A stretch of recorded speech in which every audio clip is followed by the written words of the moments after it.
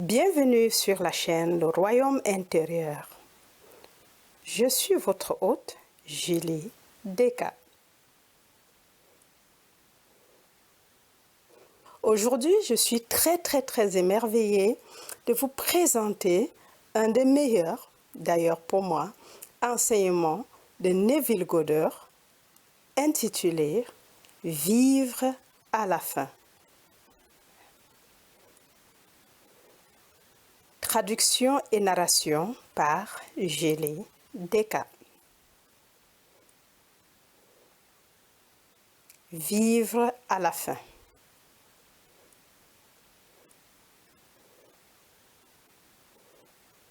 J'ose dire que tout le monde ici dirait oui à l'affirmation de l'Écriture.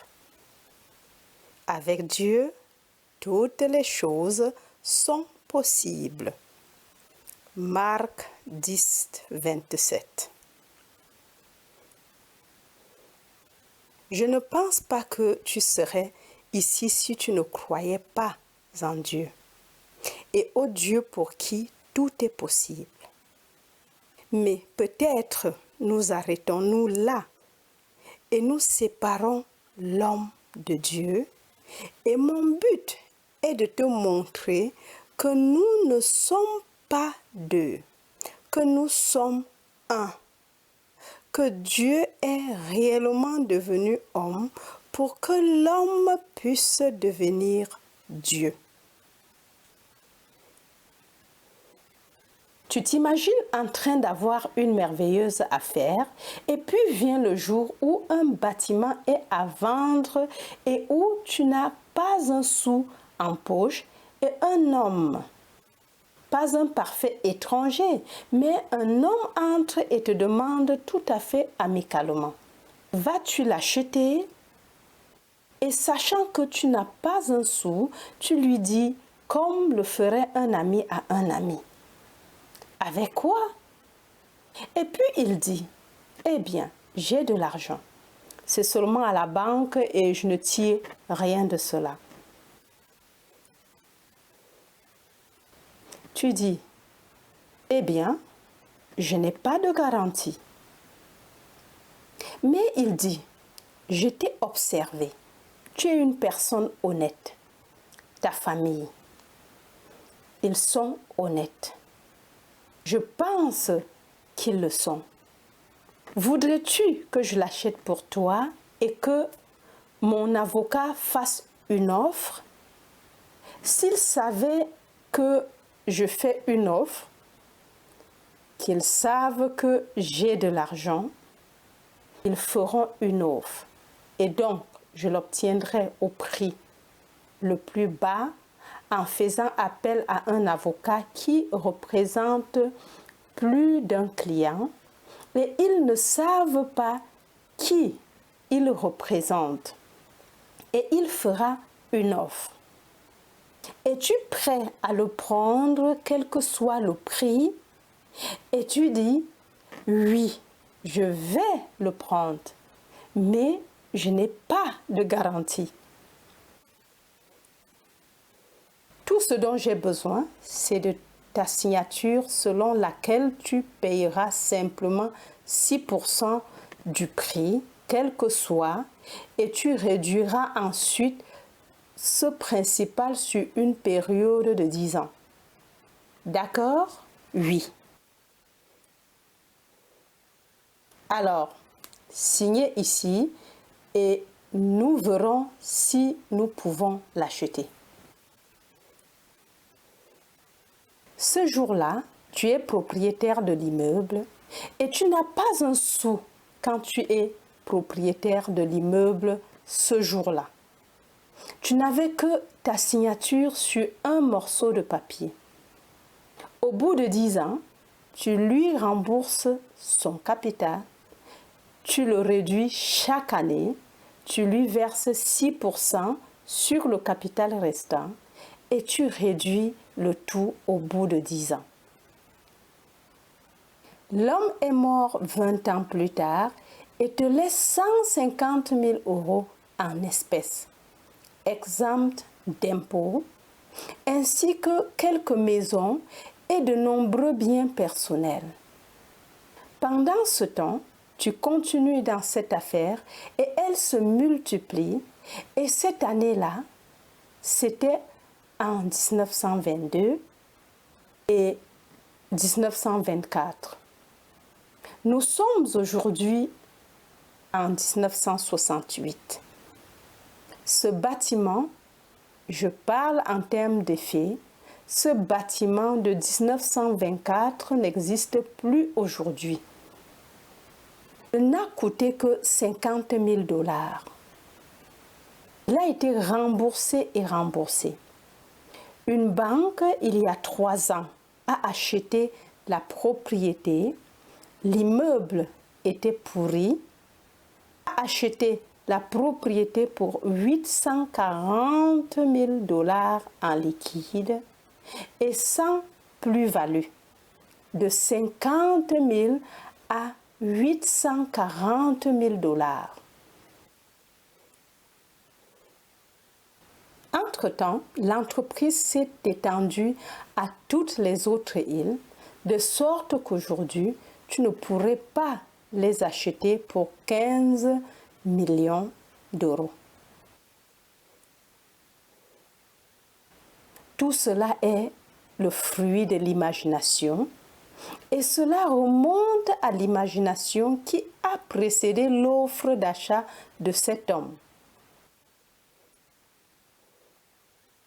Pour le jeune homme, voir ce bâtiment et penser que les propriétaires actuels ont trompé son père et par la tromperie l'ont sorti d'un partenariat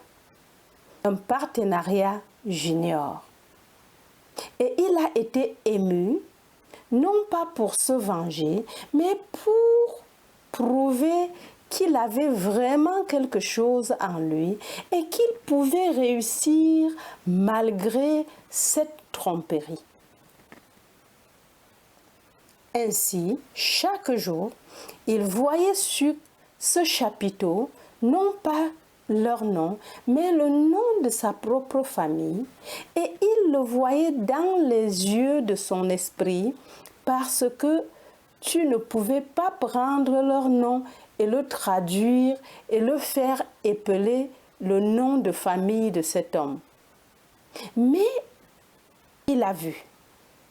Dans son esprit, il voyait ce nom, ce qui, s'il était vrai, impliquerait que la famille le possédait.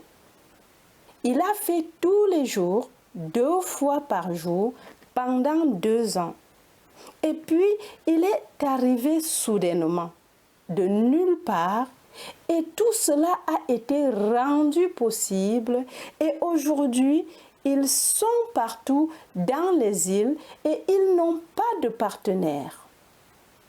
Ils n'ont jamais pris un seul partenaire.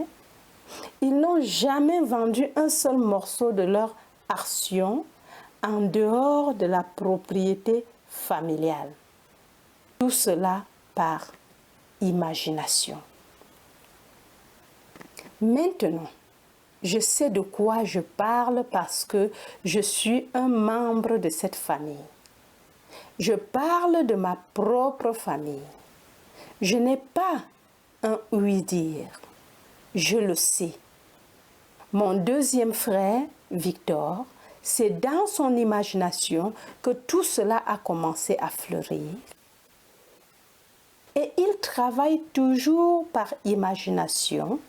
Il sait ce qu'il veut et puis après avoir décidé en lui-même, c'est ce que je veux et c'est bon pour l'entreprise, il se l'approprie ensuite dans son esprit et laisse les choses se faire.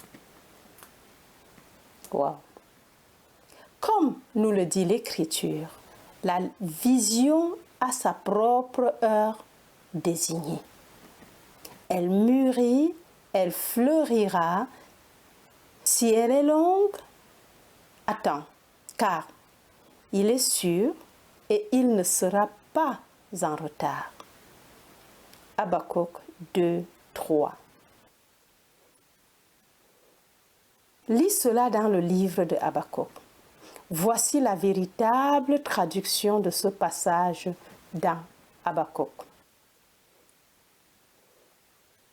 Donc, quand tu sais ce que tu veux, reste fidèle à cette hypothèse. Et l'hypothèse, même si pour le moment, elle est niée par tes sens et niée par la raison, si tu persistes dans cette voie, elle se durcira en fait. Ne nous dit-on pas que Dieu appelle une chose qui n'est pas vue comme si elle l'était vue, puis l'invisible devient vu ou visible, voir Romains 4, 17. Il appelle tout de l'invisible au visible de cette manière simple, car il est le pouvoir ressuscitant. Donc, si je suppose que je le suis, je n'ai pas besoin de preuves pour l'étayer. Je suppose que je le suis. Suis quoi? Eh bien, je lui donne un nom.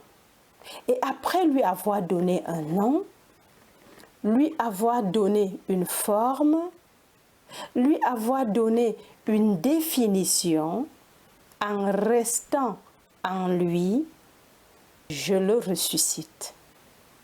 Et s'il faut 1000 hommes pour aider à la naissance de cet état, 1000 hommes ou femmes joueront leur rôle et je n'ai pas à aller les chercher. Pas plus que mon frère n'a eu à aller chercher cet homme. Il n'aurait pas su où commencer à en chercher un le jour de la vente. En ce qui le concerne, il l'avait fait dans son esprit et il a laissé tout se passer et il est arrivé comme une blague. Il pensait vraiment que c'était une blague et il a dit à cet homme, « Vous vous moquez de moi? Vous vous moquez de moi ?» Et il a répondu, « Non. » Il a dit, « Eh bien, alors, attendez, laissez-moi appeler mon père. Il est en train de déjeuner. » Il l'a appelé sur le fil. Il a dit, « Papa, monte. Laisse tout et viens. » Et puis il a dit, « Maintenant, dites à mon père ce que vous m'avez dit. » Mon père s'appelle Joseph. Et mon père a dit, « Tu le penses vraiment? » Et il a dit, « Oui, Jo, je suis sérieux. Je vais lui faire une offre aujourd'hui.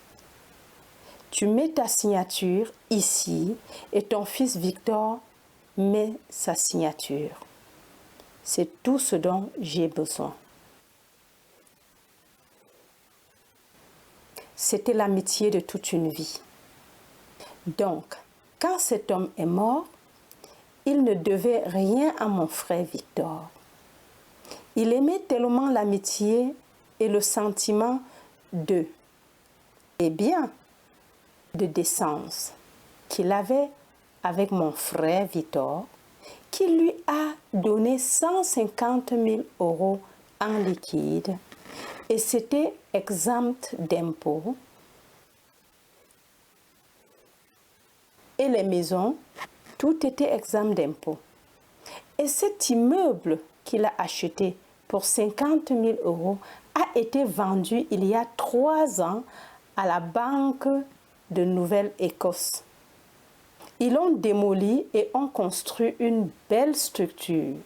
Mais ils ont payé notre famille 840 000 € pour ce bâtiment et il n'y avait pas d'impôt sur cette plus-value. Le tout était tout simplement gratuit. Donc, je sais de quoi je parle. Tout ce dont j'ai besoin de ta part, c'est que tu l'acceptes. Le crois-tu? Crois-tu qu'avec Dieu, tout est possible? Marc 10, 27. Croiras-tu que toutes choses sont possibles pour l'homme? Waouh! Je reprends. Donc, je sais de quoi je parle. Tout ce dont j'ai besoin de ta part, c'est que tu l'acceptes. Le croiras-tu? Croiras-tu qu'avec Dieu tout est possible? Marc 10, 27. Croiras-tu que toutes choses sont possibles pour l'homme? Eh bien, tu peux le prouver dans un proche avenir. Mais tu es la puissance opérante. Cela ne fonctionnera pas tout seul.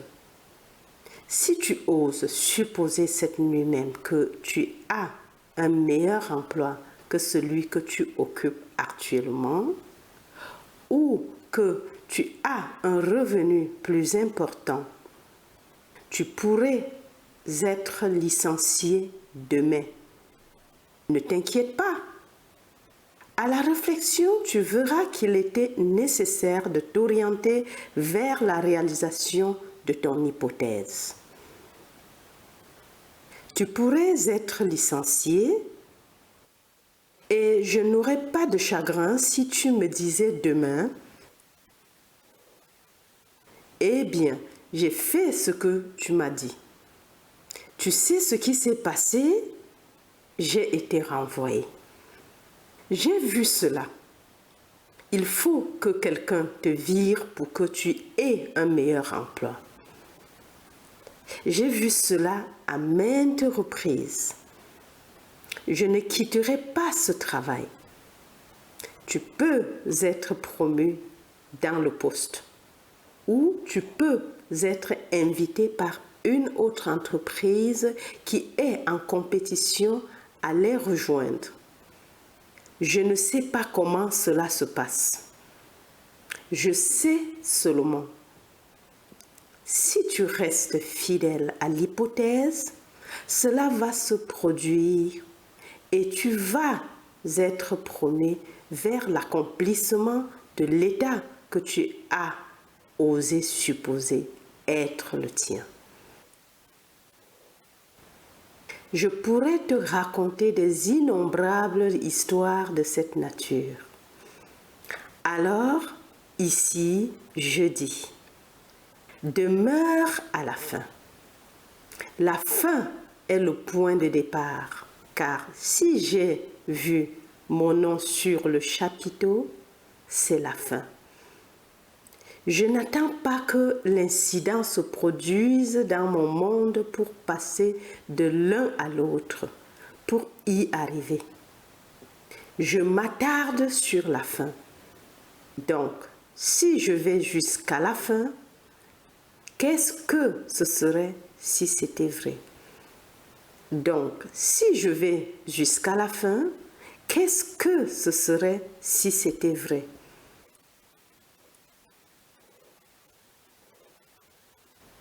En cas de santé, pas comment cela va s'améliorer, mais tu vas jusqu'à la fin et tu dis à quelqu'un qui ne va pas bien,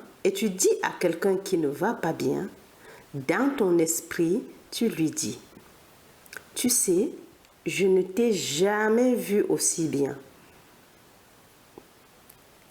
Et tu lui fais dire, je ne me suis jamais senti aussi bien.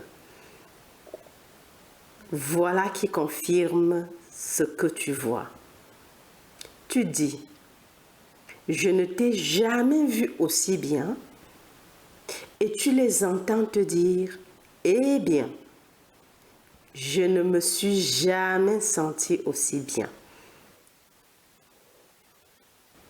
Mais tu peux me dire, je n'entends pas les gens. Oh oui, tu le peux. Tu peux entendre tout ce que tu veux entendre. Tu n'as pas besoin de l'entendre de manière audible.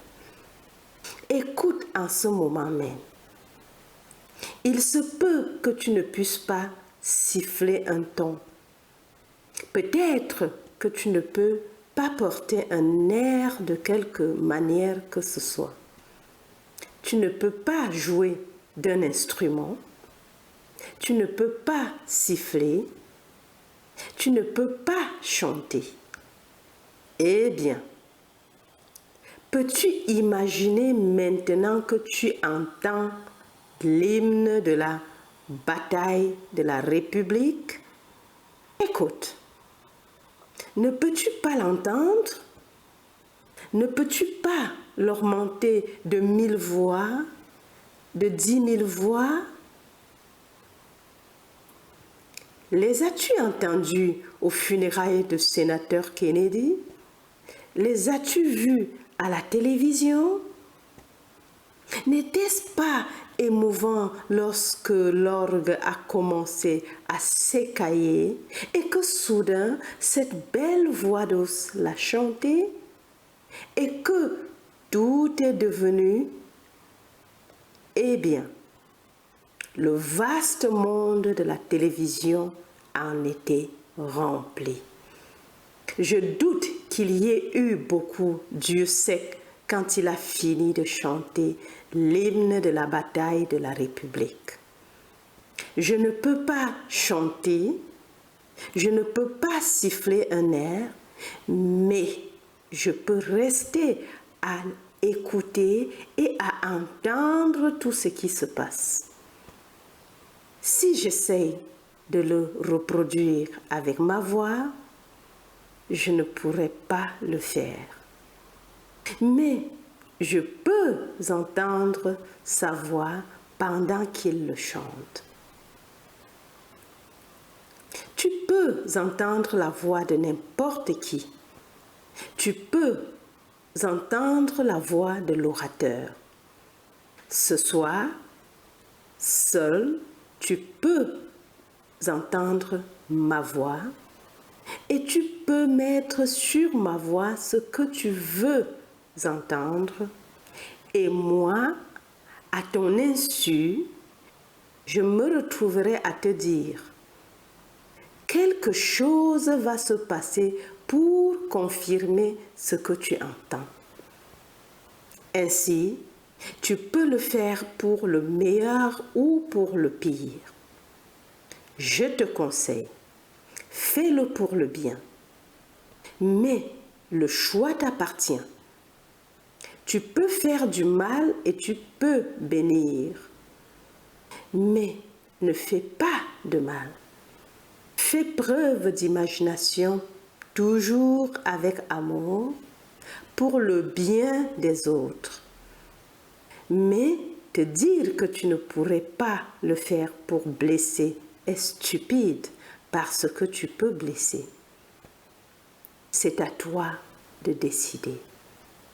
Donc, tu imagines ce que tu veux. Crois que tu l'as et vois comment cela fonctionne dans le monde. Ceux qui se moquent de cela, eh bien, qu'ils se moquent. Dans 5 ans, lorsque tu seras au sommet, ils travailleront peut-être pour toi et ils auront peut-être même oublié qu'ils se sont assis dans le même public que toi quand tu as entendu et cru. Et ils ont aussi entendu, mais ils n'ont pas cru et donc tu es passé à autre chose et ils sont restés derrière. C'est la vie. Alors, je le reprends autrement. Donc, tu imagines ce que tu veux. Crois que tu l'as et vois comment cela fonctionne dans le monde. Ceux qui se moquent de cela, eh bien, qu'ils se moquent. Dans 5 ans, Lorsque tu seras au sommet, ils travailleront peut-être pour toi.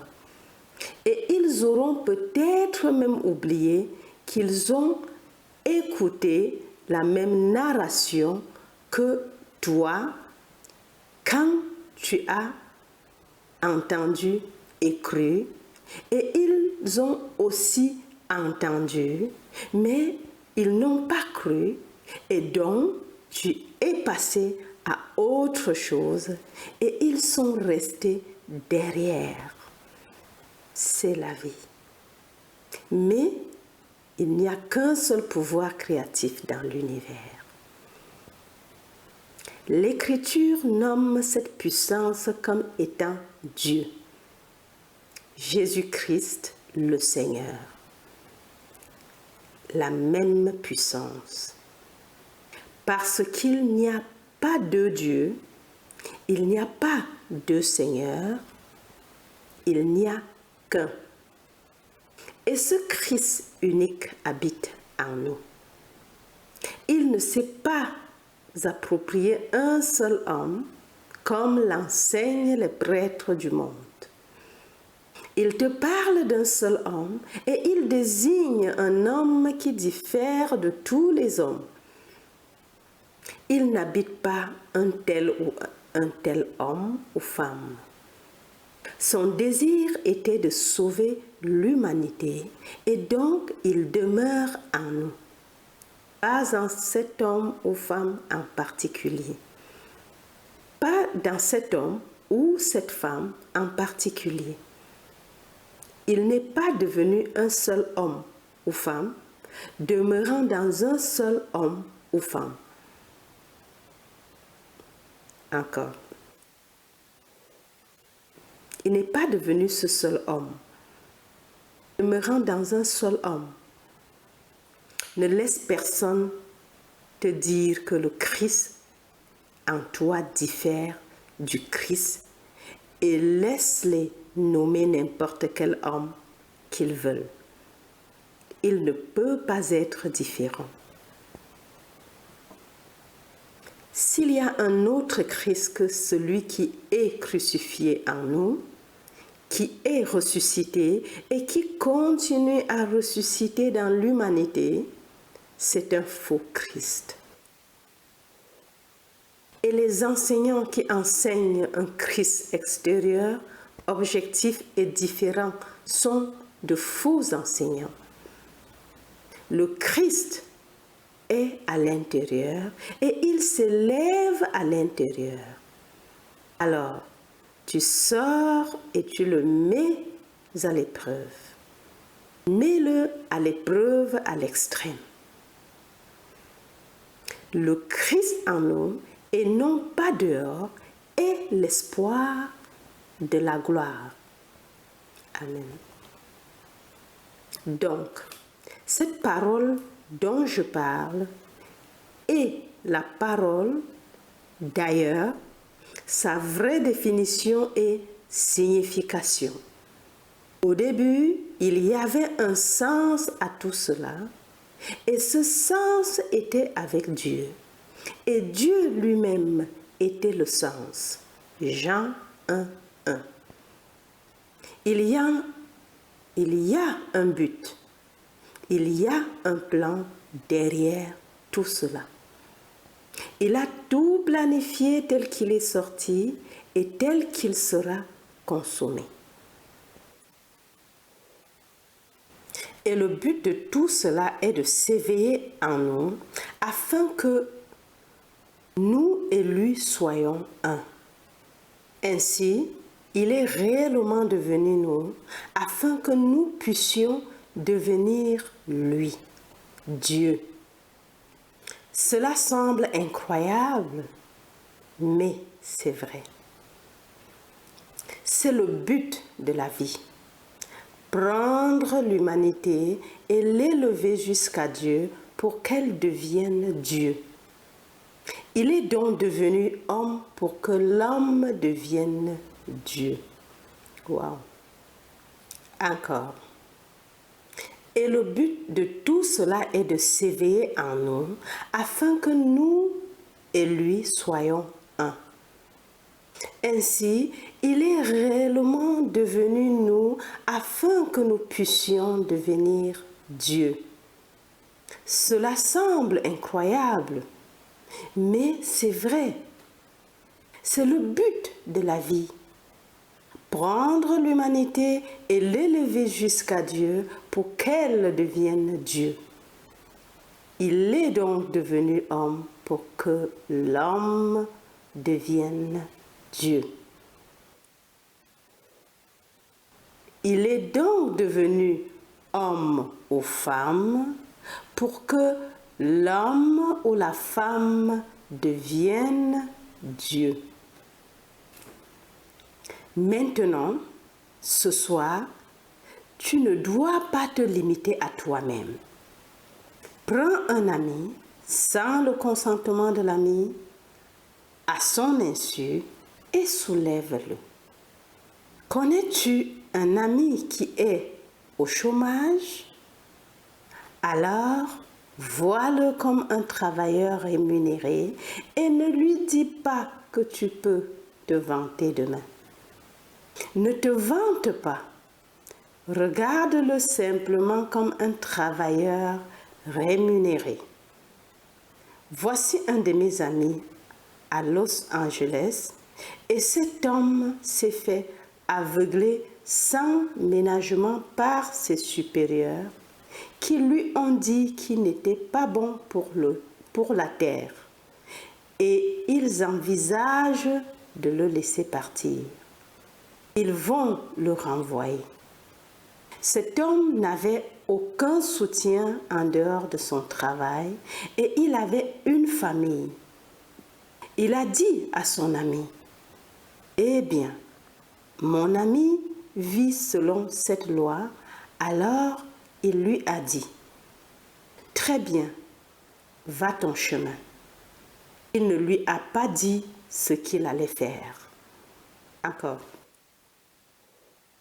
Voici un de mes amis à Los Angeles et cet homme s'est fait aveugler sans ménagement par ses supérieurs qui lui ont dit qu'il n'était pas bon pour la terre et ils envisagent de le laisser partir. Ils vont le renvoyer. Cet homme n'avait aucun soutien en dehors de son travail et il avait une famille. Il a dit à mon ami, « Eh bien, mon ami vit selon cette loi. » Alors il lui a dit, « Très bien, va ton chemin. » Il ne lui a pas dit ce qu'il allait faire. Il s'est assis tranquillement à son bureau et a entendu l'homme lui dire qu'il le félicitait sans réserve pour quelque chose qu'il avait fait. Il s'est assis tranquillement à son bureau et a entendu l'homme lui dire que ses supérieurs le félicitaient sans réserve pour quelque chose qu'il avait fait.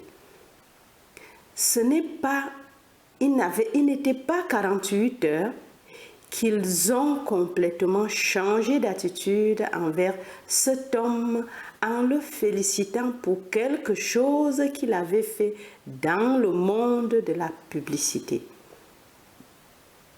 Mais le coup a laissé ses traces et il a dit à mon ami, « Oui, ils l'ont inversé, mais je ne me sens plus bien dans mon travail parce qu'ils n'auraient pas pu dire les choses désagréables qu'ils ont dites et les oublier. Alors, ça va revenir et je vais démissionner. Je n'ai pas d'argent. Je leur donne 2 semaines de préavis. Je vais leur demander de me donner 1 semaine sur les 2, que je puisse me reprendre et peut-être prendre quelques jours pour mettre de l'ordre dans mes pensées. » Au bout de 2 semaines, Il n'avait plus de travail. Mon ami, lorsqu'il lui a dit ce qu'il allait faire, savait qu'il ne pouvait pas se permettre de démissionner et de ne pas travailler. Alors, il a vu exercer un emploi rémunéré et gagner 25% de plus que l'emploi actuel. Il a pris congé la 2e semaine. Lorsqu'il est revenu à la fin de la 1re semaine, il est venu dans le bureau de mon ami et a dit « Hier encore, j'ai reçu l'offre et je commence lundi. Je ne perds pas un jour de salaire et je commence à 25% de plus que ce que j'ai reçu dans mon ancien emploi. » Waouh! Qu'est-ce que cela a donné? L'imagination de mon ami. Une utilisation affectueuse de l'imagination au nom d'un ami. S'il n'avait pas eu cet état imaginaire, il serait entré dans le lieu et l'homme aurait dit « Nous n'avons rien » ou « Nous ne pouvons pas t'utiliser ». Pourquoi démissionnes-tu? Il n'a pas demandé n'importe quoi, il voulait simplement l'homme. Donc, si tu précèdes ta visite par un acte imaginaire, ils te verront tel que tu te vois. Si tu entres en sachant que tu n'es pas bon, ils te verront exactement comme ça. Mais si tu arrives en supposant que les choses sont comme tu le souhaites, ils te verront de cette façon. Et c'est la vie. Waouh, quelle révélation! Je reprends. Donc, si tu précèdes ta visite par un acte imaginaire, ils te verront tel que tu te vois. Si tu entres en sachant que tu n'es pas bon, ils te verront exactement comme ça. Mais si tu arrives en supposant que les choses sont comme tu le souhaites, ils te verront de cette façon et c'est la vie. Maintenant, quelle plus grande revendication peut-on faire que d'acclamer qu'on est Dieu? Et quand il a revendiqué, ils ont dit, il blasphème, car voici un homme, et l'homme prétend être Dieu. Le 10e chapitre de Jean. Et il dit, n'est-il pas écrit dans votre loi, je dis que vous êtes des dieux, fils du Très-Haut? Jean 10, 34. S'il les appelait des dieux à qui la parole de Dieu est venue, dirais-tu de celui qu'il a oint et envoyé dans le monde qu'il blasphème? Connais-tu une plus grande prétention dans le monde que celle d'un homme ou d'une femme à s'identifier à Dieu et à marcher comme s'il ou elle l'était et à ne pas avoir honte de l'admettre? Il ne se vante pas de cela, mais il sait dans son cœur qu'il ou elle ne fait qu'un avec Dieu, car si son imagination est Dieu et qu'il ou elle imagine, eh bien, alors c'est Dieu. Et s'il ou elle imagine un état et qu'il se réalise, alors il ou elle connaît la puissance créatrice qu'est Dieu. Il n'a pas besoin il ou elle n'a pas besoin de s'en vanter et d'en avoir honte. Il ou elle dort dans un état noble parce qu'il ou elle ne fait qu'un avec Dieu. Eh bien, que chacun adopte cette attitude et le monde changera.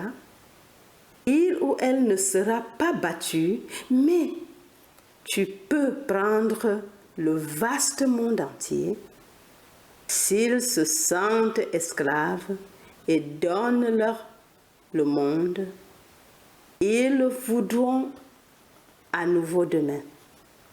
Si un homme ou une femme n'a pas de respect pour lui-même, tu peux lui donner tout l'argent du monde et cela ne veut rien dire.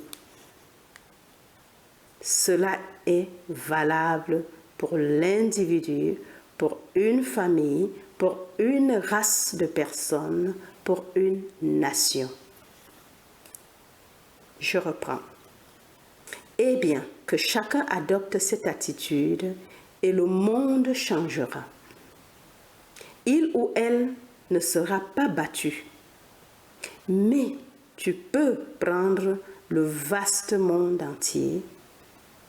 S'ils se sentent esclaves et donnent-leur le monde, ils le voudront à nouveau demain.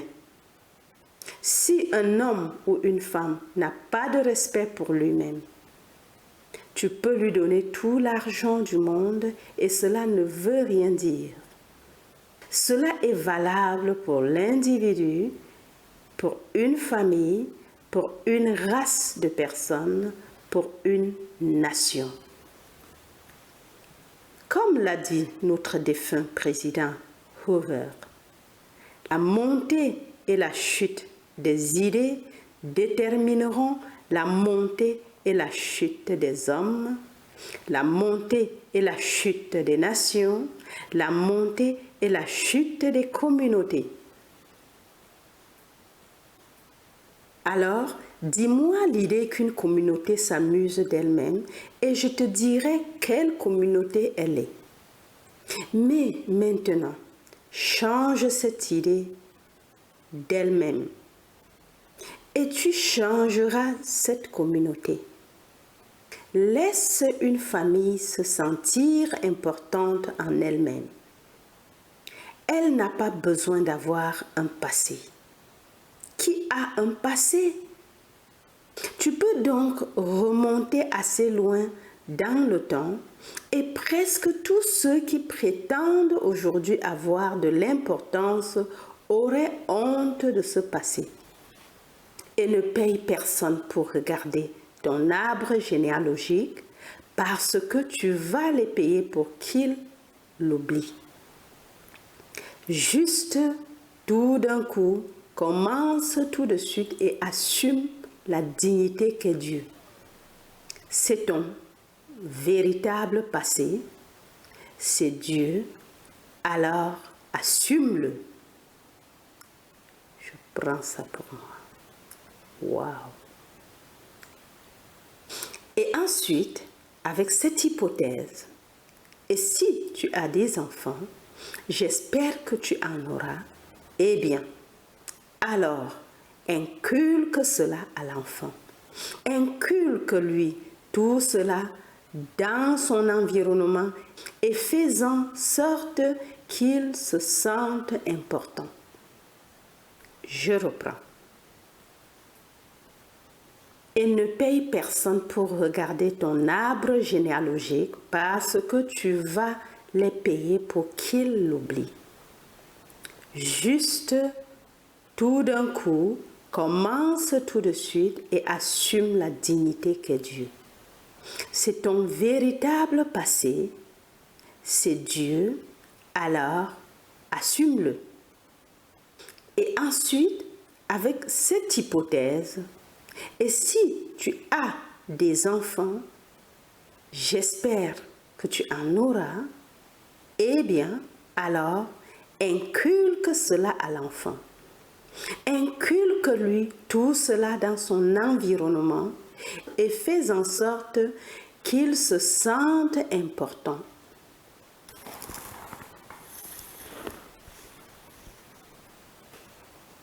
Je n'ai pas d'antécédent à en juger par les normes humaines, que ce soit sur le plan intellectuel, financier ou autre. Nous avons réussi. Mais la mère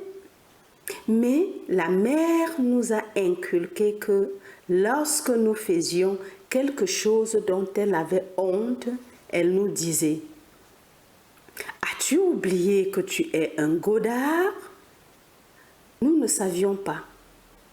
Cela devrait être très important, car la mère a dit: as-tu oublié que tu es un godard?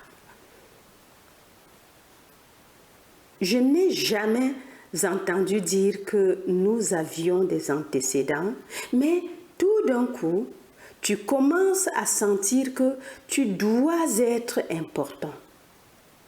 Alors, la mère nous l'a inculqué à l'esprit.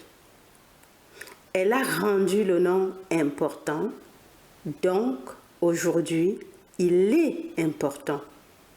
Où nous sommes au sens commercial, dans tous les sens du terme, c'est important.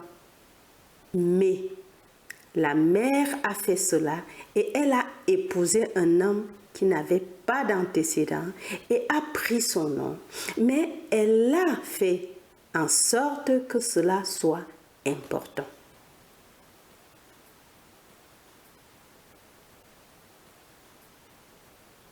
Très bien. Qui a des antécédents? En ce qui me concerne, je refuse d'accepter l'aristocratie de tout être en ce monde, autre que l'aristocratie de l'esprit. Quelle autre aristocratie? Donne-moi l'aristocratie de l'esprit, mais ne viens pas me voir avec une quelconque descendance physique. Je ne suis pas un animal. Je ne suis pas un cheval. Ou tu le développes par un cheval après l'autre. Je suis Dieu. Nous sommes tous Dieu. Je ne suis pas un animal. Je ne suis pas un cheval. Ou tu le développes par un cheval après l'autre. Je suis Dieu.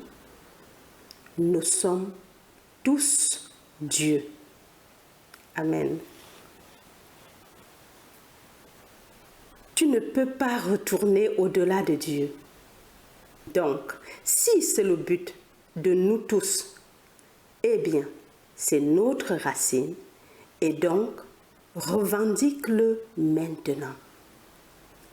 À tout moment, revendique-le et tu te trouveras lavé de tout ce que tu aurais pu penser que l'arbre généalogique contenait. Tu n'as pas d'arbre généalogique. Waouh! Je reprends. Très important. Tu ne peux pas retourner au-delà de Dieu. Donc, si c'est le début de nous tous, eh bien, c'est notre racine et donc revendique-le maintenant. À tout moment, revendique-le et tu te trouveras lavé de tout ce que tu aurais pu penser que l'arbre généalogique contenait. Tu n'as pas d'arbre généalogique. Le vrai Israélite n'est pas un descendant selon la chair, mais l'élu de Dieu, quelle que soit la nation. C'est l'homme de Dieu. Donc, tu oses simplement supposer que tu es cet homme de Dieu et ensuite tu appliques ce que je te dis ce soir. Et puis-je te le dire dans un avenir proche, dans le présent immédiat, cela fonctionnera. Si tu ne t'égares pas et si tu ne changes pas ton hypothèse, si tu restes fidèle à l'hypothèse, elle se durcira dans les faits, car l'imagination crée la réalité. C'est vrai. Bien, maintenant, entrons dans le silence.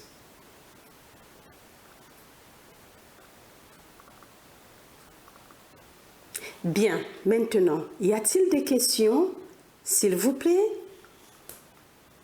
Question.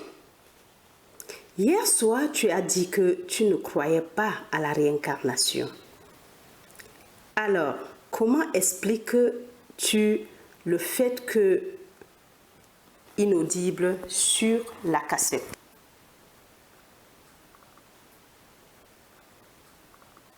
Réponse de Neville.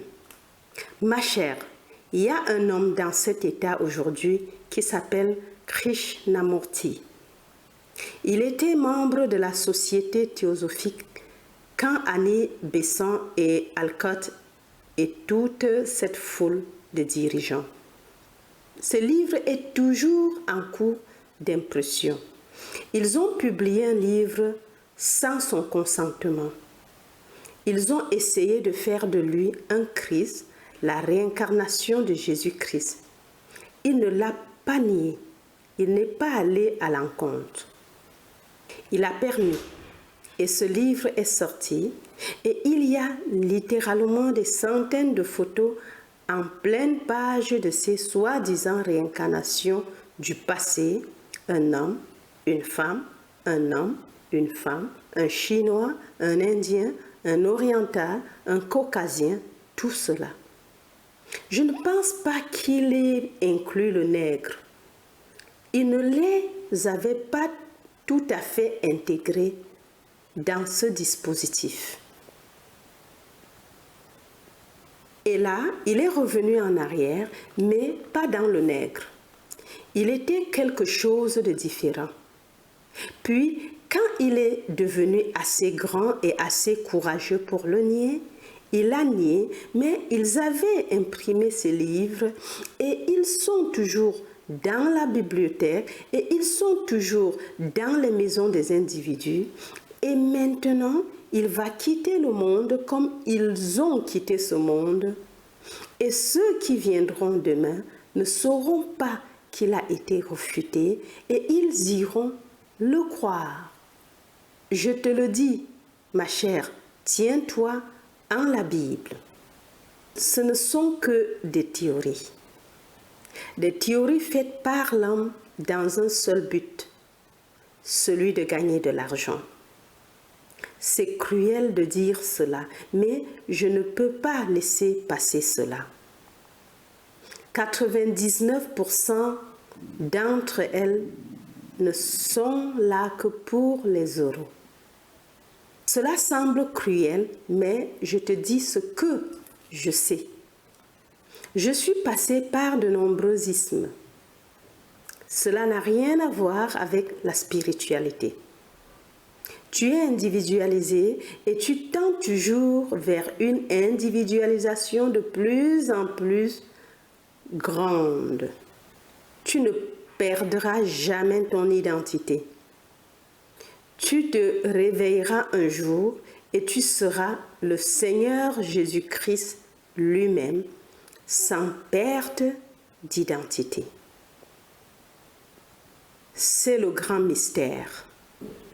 Je te connaîtrai et quand tu te réveilleras et que tu seras né d'en haut et que tu verras la paternité de Dieu, toi qui es le Père, je te connaîtrai. Tu ne perdras pas ton identité et pourtant je te connaîtrai comme Dieu. Je te connaîtrai comme Jésus, comme je te connais, comme tu es maintenant. Et il te semblera pas étrange que tu sois Jésus. Tu ne t'inclineras pas de honte et pourtant tu ne perdras pas ton identité. Question. Qu'en est-il des femmes? Question. Qu'en est-il des femmes? Reste de la question inaudible sur l'enregistrement. Réponse de Neville. J'ai eu ces hommes et ces femmes aussi qui font ces affirmations. Tu peux l'induire par une hypothèse. Je vais te donner mon expérience personnelle de la crucifixion et elle est tellement différente de ce que le monde enseigne. J'ai fait l'expérience des Écritures. L'Écriture a été accomplie en moi. Je me suis trouvée cette nuit dans l'accomplissement du 42e psaume qui est « Et il alla avec eux en foule vers la maison de Dieu ». Psaume 42, 4. Il les conduisit dans une procession joyeuse vers la maison de Dieu. Eh bien, me voici dans cette foule énorme, tout comme le monde arabe, et alors que je marche avec eux, une voix sort de nulle part, et la voix dit, « Et Dieu marche avec eux. » Une femme à ma droite a demandé à la voix invisible, « Et si Dieu marche avec nous, où est-il » Et la voix a répondu, et tous ont entendu la voix, et la voix a dit, « À tes côtés. » Elle se tourna vers sa gauche, me regarda droit dans les yeux et se mit à rire. Elle dit à la voix, « Tu veux dire que Neville est Dieu ?» Et la voix répondit, « Oui, dans l'acte du réveil. » Puis la voix a parlé, mais de l'intérieur de moi. Personne d'autre que l'orateur ne l'entendit alors, et la voix dit en moi, « Je me suis couchée en toi pour dormir, et pendant que je dormais, j'ai fait un rêve. J'ai rêvé et je savais exactement quelle serait la fin de cette phrase. Il rêve qu'il est moi. » Cela m'a tellement émue que je me suis sentie attirée par ce corps qui était sur le lit, car cela se passait dans le monde des esprits. Je me suis sentie attirée dans ce corps et cette main était un vortex, cette autre main était un vortex, ma tête un vortex, mes pieds des vortex et mon côté, le côté droit un vortex, et j'ai su alors ce qu'était la crucifixion. C'était l'extase pure. Ce n'était pas du tout douloureux. Tu ne peux pas décrire le frisson de ces 6 vortex qui m'ont cloué à ce corps. Ainsi, on nous dit dans le 10e chapitre de Jean, « Personne ne m'enlève la vie. Je la donne moi-même. J'ai le pouvoir de la déposer et j'ai le pouvoir de la soulever à nouveau. » Jean 10, 18. Et malgré cette déclaration, il enseigne année après année qu'un groupe d'hommes l'a assassiné et l'a cloué sur une croix de bois. Il n'est pas cloué à aucune croix de bois. Le Christ universel est cloué sur l'humanité. C'est la croix, la vraie croix. Et il l'a fait de plein gré. Je la pose moi-même. Personne ne me l'a pris. Et j'ai vécu cela cette nuit-là. Ainsi, vous pouvez apporter tous les arguments du monde sur ce petit stigmate. Ce petit stigmate, il n'y avait pas de sang qui coulait là. Toute la main, les deux mains tourbillonnant de vortex et la tête en tourbillon de vortex et le côté en tourbillon de vortex et les deux pieds, la plante de mes pieds vortex, et il y en a 6. Oui, messieurs, question. J'allais vous demander comment vous interprétez le rôle de Judas Iscariote. Réponse de Neville. Judas, je me suis trahi. Personne ne me connaît à part moi-même. Personne ne connaît les pensées d'un homme à part l'esprit de l'homme qui l'habite. De même, personne ne connaît les pensées de Dieu si ce n'est l'esprit de Dieu. Par conséquent, si je trahissais Dieu, je devrais être l'esprit de Dieu. Celui qui a le secret, et c'est ainsi qu'on se trahit soi-même. Une nuit, dans une pièce de la taille de celle-ci, me voici assis par terre avec 12 hommes devant moi, assis sur le sol. Nous sommes tous vêtus de robes et j'enseigne la parole de Dieu. Un homme, l'un de ces 12, saute rapidement et au moment où il a sauté, j'ai su exactement ce qu'il allait faire. Il allait dire aux autorités ce que j'enseignais. Il est allé à la seule porte. En la franchissant, j'ai su ce qui allait se passer.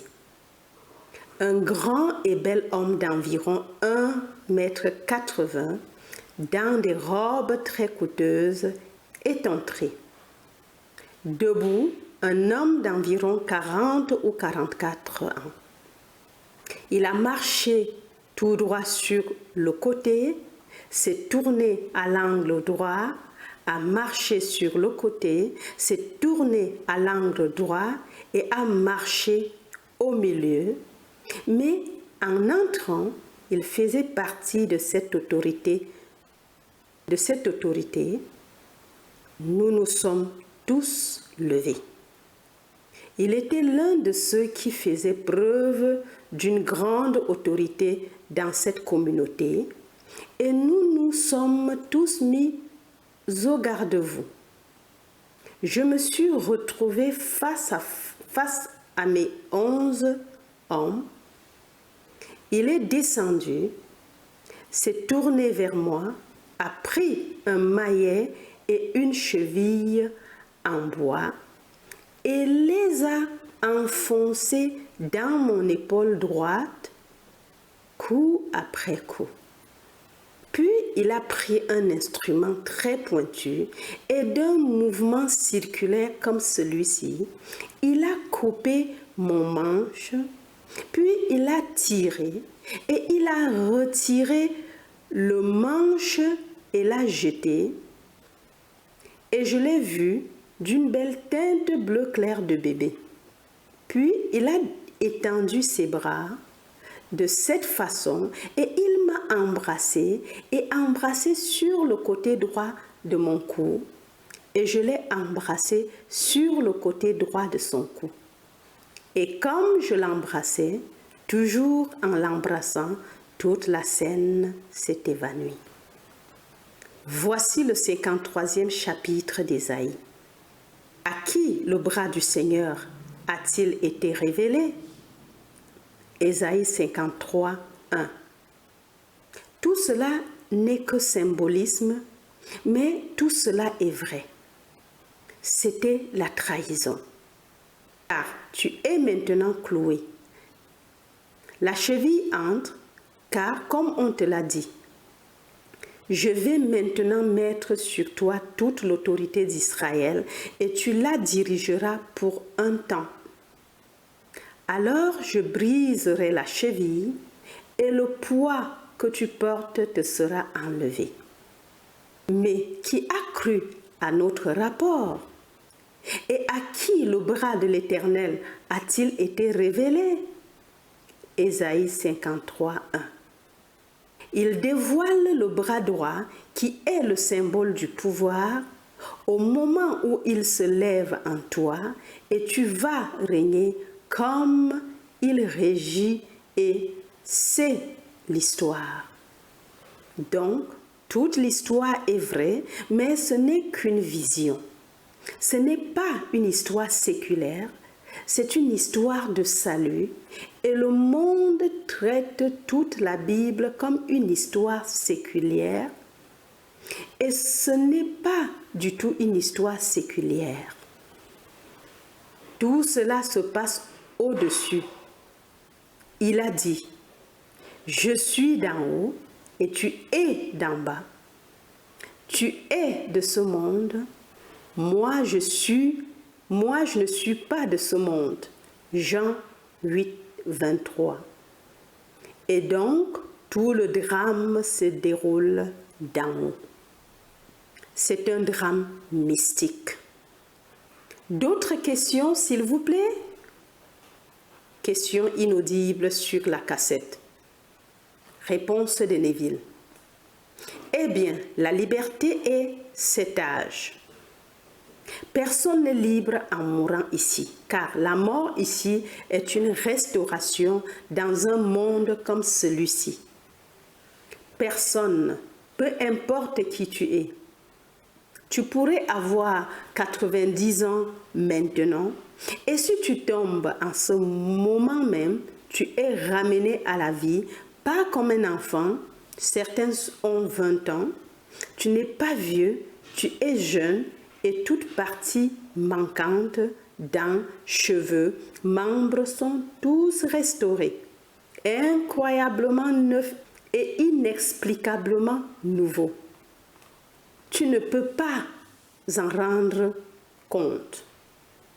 Comment une personne incinérée, réduite en poussière, peut-elle se tenir devant moi à 20 ans? Quand ils sont tombés, ils ressemblaient à 1000. Ils étaient si vieux et flétris. Et soudain, devant moi, se tient cette belle femme ou cet homme de 20 ans dans un monde terrestre comme celui-ci, dans un corps physique comme celui-ci, peau bleue. Il va saigner. Et ils vieillissent là comme ils vieillissaient ici, et ils meurent là comme ils meurent ici. Et donc, il n'y a pas d'échappatoire à cela jusqu'à la résurrection. Et la résurrection vient à l'individu. Elle ne vient pas collectivement. Elle vient pendant que nous marchons sur cette terre. L'individu est ressuscité et libéré de cette servitude pour la décomposition et devient alors un avec le Seigneur ressuscité, car il n'y a qu'un seul corps, un seul esprit, un seul Seigneur, un seul Dieu et Père de tous. Vois Éphésiens 4, versets 4 à 6. Question. Qu'en est-il d'un enfant quand un enfant meurt? Réponse de Neville. Il continue à grandir. Il est le Dieu des vivants, pas le Dieu des morts. Ce monde est le monde des morts. Les gens n'y croient pas. Tout ici est mort. Si tu le vois d'en haut, eh bien, il faudra que tu le vois pour comprendre ce dont je parle. Si tu le vois d'en haut, tout ici est comme, eh bien, quelque chose qui est morte et tu peux descendre. Tu ne peux pas le changer d'en haut. Bizarrement, j'ai essayé de le changer d'en haut. Regarde le corps. Il est sur le lit et il ressemble à quelque chose, comme une carcasse qui est morte. Eh bien, tu sais exactement que la sagesse vient d'en haut. Si seulement tu pouvais en faire usage maintenant, pendant que tu es là, avec la clarté de la vision, mais tu ne peux pas le faire. Tu dois descendre et l'occuper, et puis tu oublies. C'est le monde de la mort. Waouh, waouh, waouh, enfin. Quelle révélation, quelle perle rare. Waouh, waouh, je suis bénie. Merci. Gratitude. Merci Neville. Merci conscience universelle. Merci pour m'avoir écouté jusqu'à la fin. Merci également pour ton abonnement, ton like et ton commentaire constructif qui sont très encourageants. Et si tu n'es pas encore abonné, pense également à le faire dès maintenant et le faisant, n'oublie pas d'activer la cloche afin de ne rater aucune de mes futures publications. Merci également de partager tes expériences avec le message afin d'encourager et de fortifier les autres. Enfin, n'oublie pas de partager l'enseignement avec les autres personnes que tu aimerais bien voir grandir spirituellement. Au revoir et à la prochaine. Bye bye.